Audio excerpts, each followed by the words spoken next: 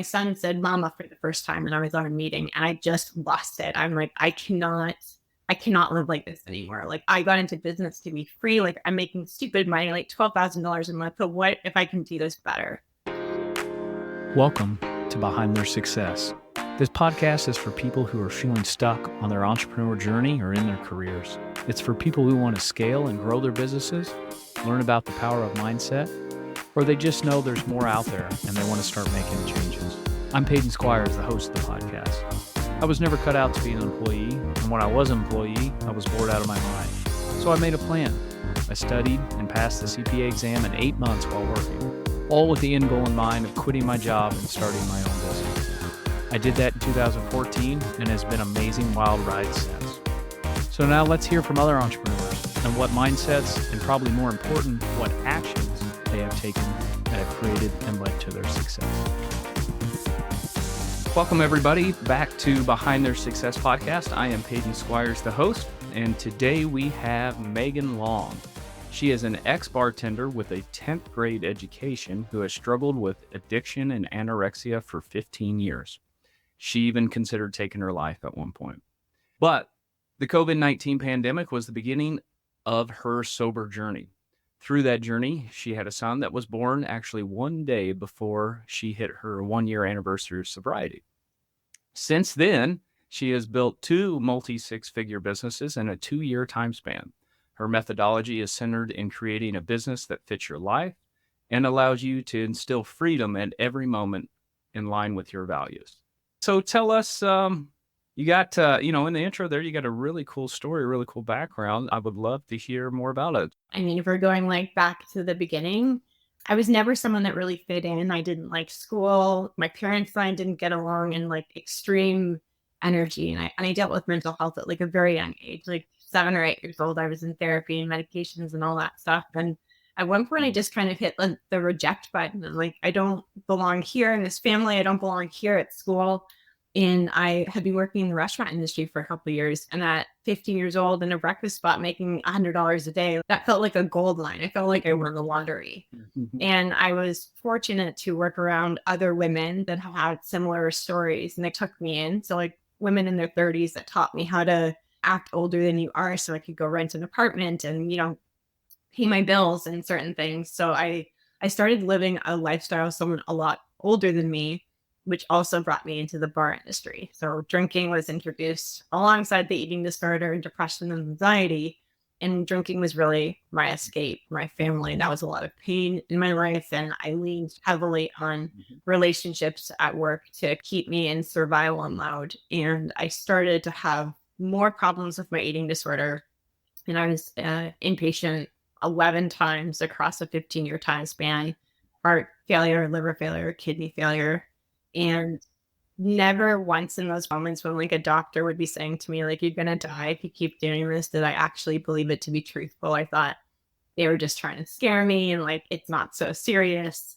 And it wasn't really until I think like 2017, I talk about that on social media, I like wrote off my whole life. I lost my career as a restaurant manager. I'd been there for about 4 years. My apartment, my Jeep, my dog, like everything just went sideways. And it was the first time that I was kind of like, maybe this is a problem. Like I should actually take it seriously. And during the time of my addiction, people started falling away. So I was really alone at that moment. And if it hadn't been for a hospital, a psych ward, I would have been homeless.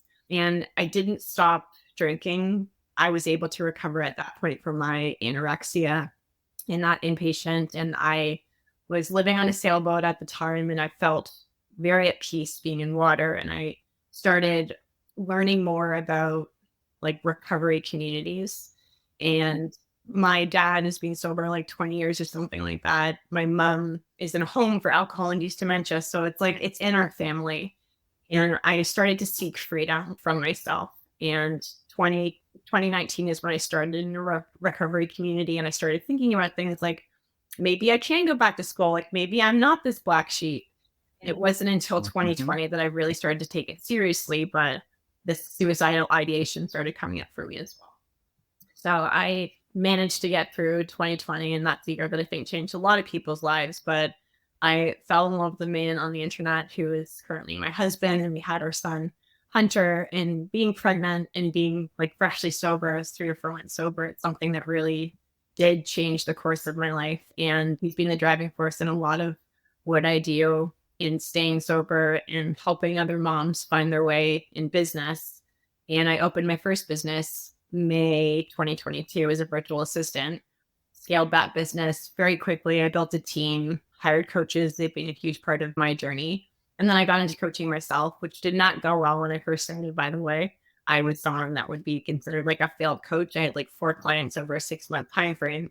And it wasn't until January 2023 that I actually started creating methodology that people wanted, meaning like I was being a human and not some like salesperson and talking about all the time. So that's when things really started to change for me. And that business brought in $250,000 in its first year.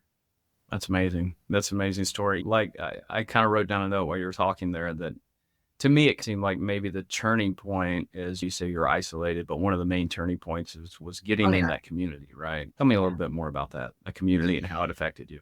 I was so resistant to it. And I would go to meetings and I would sit in these rooms and I'd hear people talk about their stories of like drinking or loss or catastrophe. And I'm sitting in those rooms and I still couldn't say, like, this is also me. I'm like, that's you. That sounds really bad.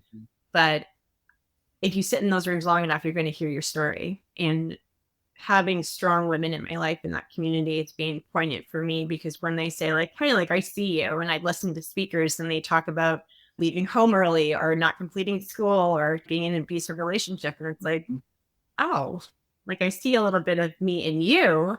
So I started connecting with women on a more of a one-to-one basis. Like, yes, I was in group meetings, but having them in my corner so I could text a question like, you know, I kind of want to drink and like, what am I even supposed to do in this moment? So it started with that, really. It was leaning on people that loved me and supported me until I could love and support myself. Yeah. Yeah. That's cool. That's really good stuff.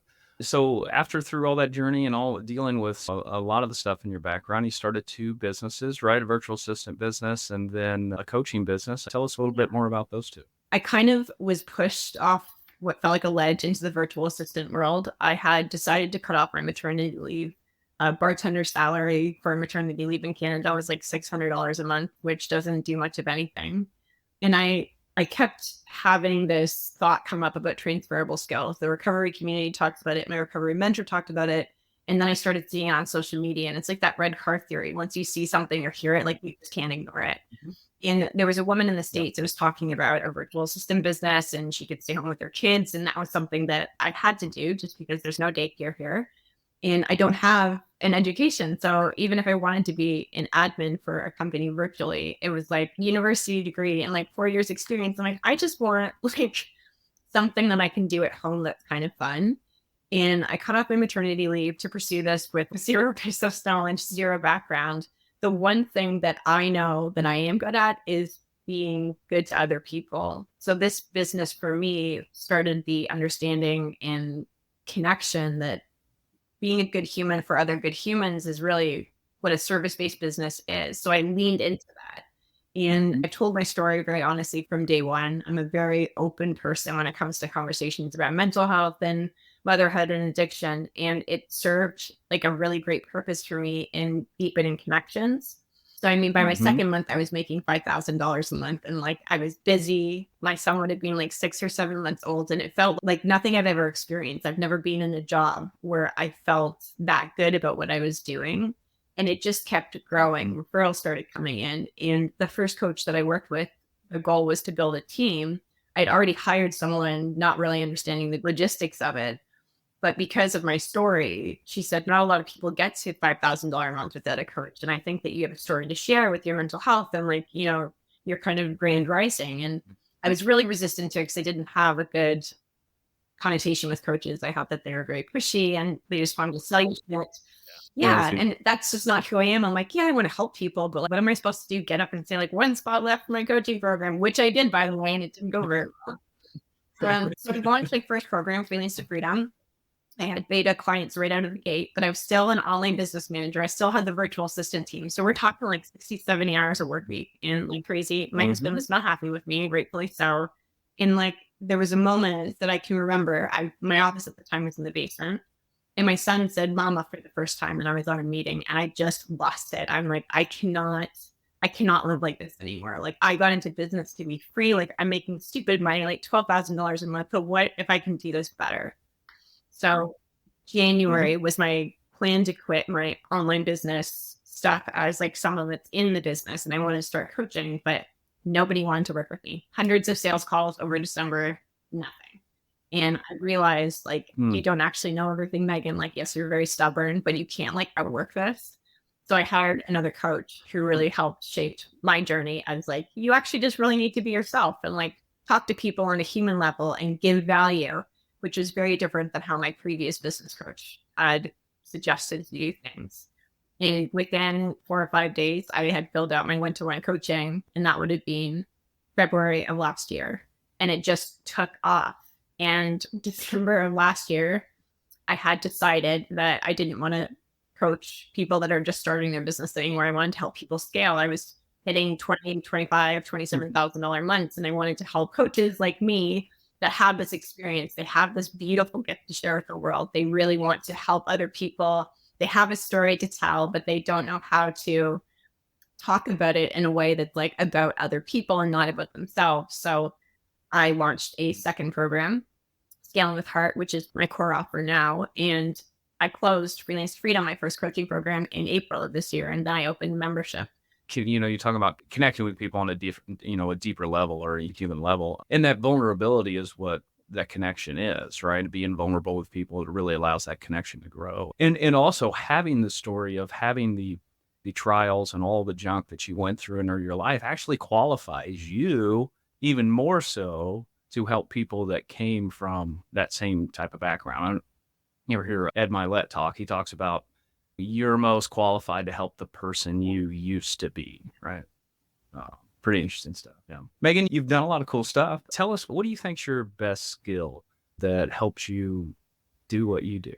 It's still definitely my people skills. Like, I can teach marketing and sales and content and all this stuff all day long. I can do that. I can talk about niches and all the things, but I don't believe that's what makes a successful business today. I really believe it's about how you share your story to support other people on their journey. And like what you just said, our clients are a reflection of ourselves. So like, if you are in a place where you want to give and share and support and help them grow, it's a way different dynamic than like getting the sale.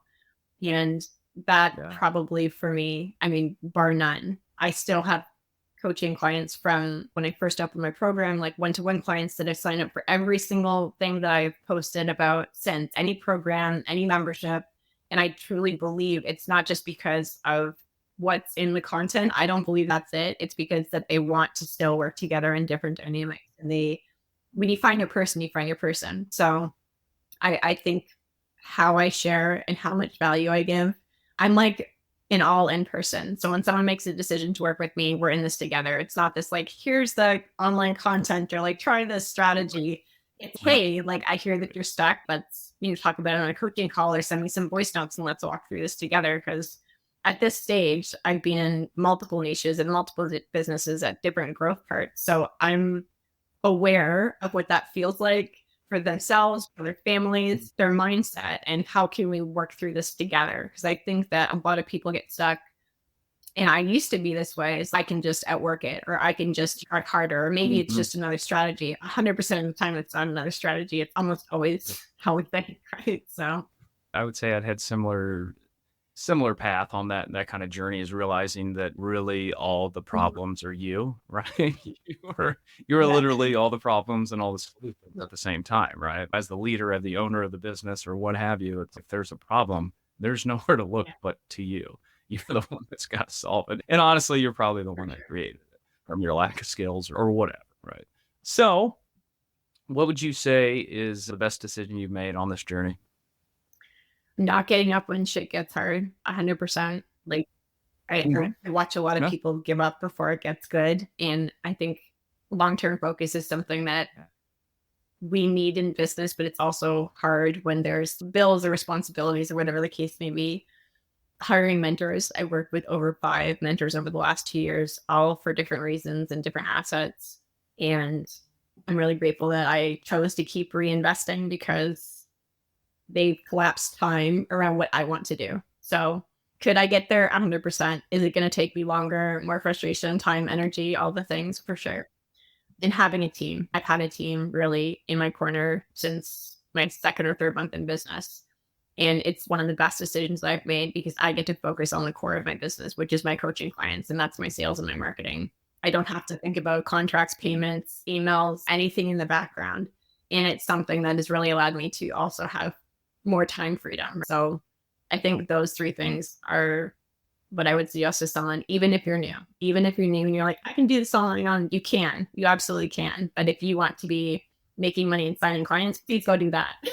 Yeah, that's a great point. It's like, yes, you absolutely can do all this stuff, but it doesn't have to be that hard. But I like what you say there. It's you were willing to push through, you're willing to push through the hard stuff. And that is what kills most businesses before they even get off the ground is people come into some business, they have this irrational optimism about how easy and great or whatever it's going to be. And they don't necessarily see the walls and all the stuff that's in the way that they actually got to knock down or go through or go whatever. And they usually quit as soon as they run into that wall and think, I can't do it. Right.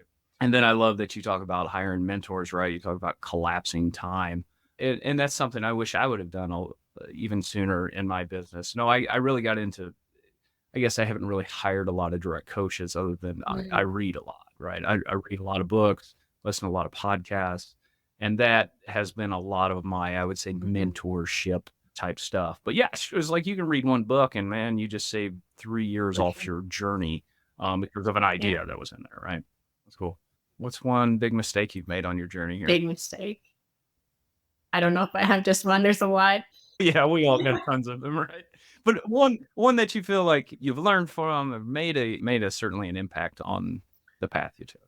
I think one that comes up a lot for me, and I speak about this a lot in my coaching communities as well, is I really tried to quiet my voice and like blend in with the crowd when I first started coaching. I just tried to share what I thought people needed when they really wanted to know the human. So it's being unapologetic about your opinions, your thoughts. And I don't care if it causes controversy. I don't care if someone gets upset and posts a mean thing. It doesn't affect me today. But I do wish that I had done that a lot sooner because my beginning of my journey, I was trying to act like the coach that I was working with. And it was a very like bro marketing in your face, salesy stuff, which is just not me. So like my nervous system was like, what are you doing? Like, this is not you. So that's probably one that I would encourage anyone that's listening to really take a peek at their marketing. And if it doesn't sound like you, if you wouldn't buy that from yourself, cut it out.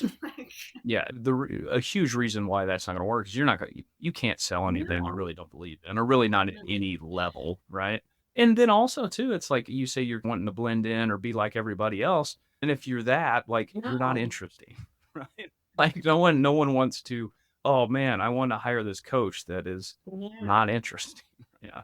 So the only way you can do that, right, is be yourself and stand out and all those different things, right? So going back, what is a piece of advice you'd give your younger self? I know you struggle with a lot of different things and went through, I can't imagine a lot of different situations.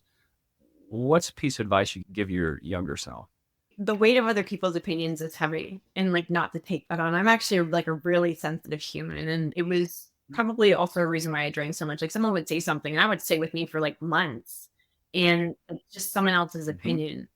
The self-trust part of my journey has been massive. And I make big, brave moves all the time. And people look at me and they're like, how do you do that? I'm like, I trust myself today.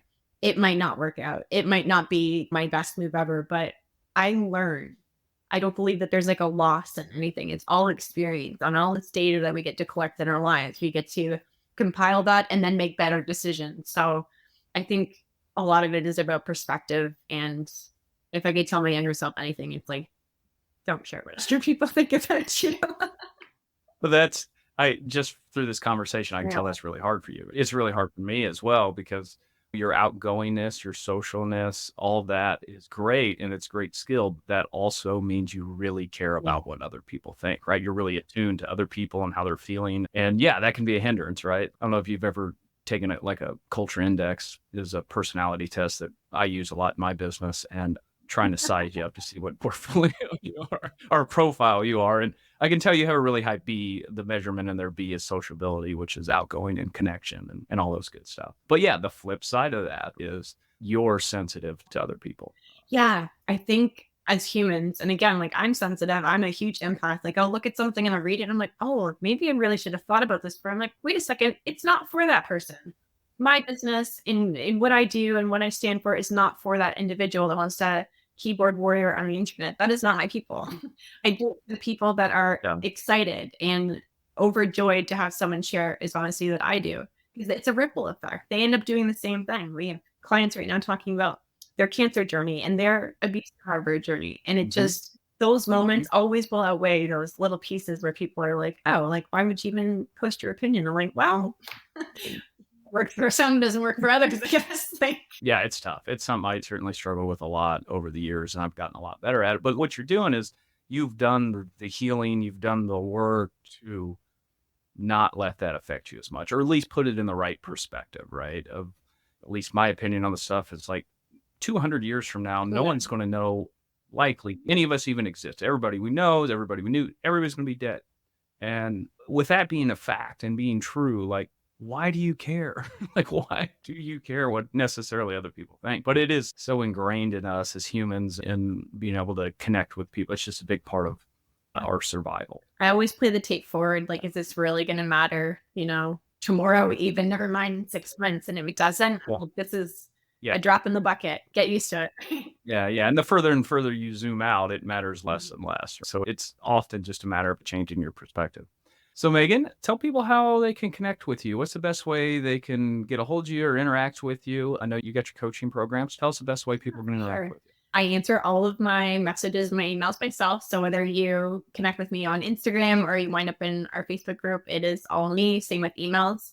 And we provide lots of free value there in the Facebook group, free trainings and masterclasses and a ton of good stuff. And as far as like coaching goes, we have Scaling with Heart, which is for new and early stage coaches that are looking to grow and scale their business with all heart-centered strategy. And we also have Ascension Club, which is a new membership that I just opened up. And it's very founded in mindset work, but we have challenges every month and it flip-flops between mindset and business. We're about to launch the Freedom Formula, which is how to have 4- and 5-figure launches with ease. We did $57,000 in launches across our last 3 launches. So I wanted to capture this and share this with the world. So we're super stoked about breaking the internet in all of June. But Instagram would probably be the quickest way to get hold of me. That's where I hang out the most myself. Very cool. Very cool. I'm excited to hear and see the work you're doing. I love that kind of stuff, the scaling businesses and helping people are so stuck in a lot of those different areas, whether lack of confidence or it's a combination of lack of confidence, lack of skill set. But all of that they can get with the right mentor or the right coach to develop themselves to be able to do whatever they want, pretty much. Yeah. Meaghan, I appreciate you coming on today. It's been a great conversation. And listeners, we will check you out next time. Thank you so much for listening to the podcast. If you found it valuable, please rate, review, and share it. That is the best way to help us build this and reach more people, as we're trying to accomplish our goal of help creating more healthy, wealthy, and wise entrepreneurs. You can follow us on social media by searching for me, Peyton Squires, or going to PeytonSquires.com. On the website and social media, we're always sharing tips of personal growth, and there we can actually interact. I'm looking forward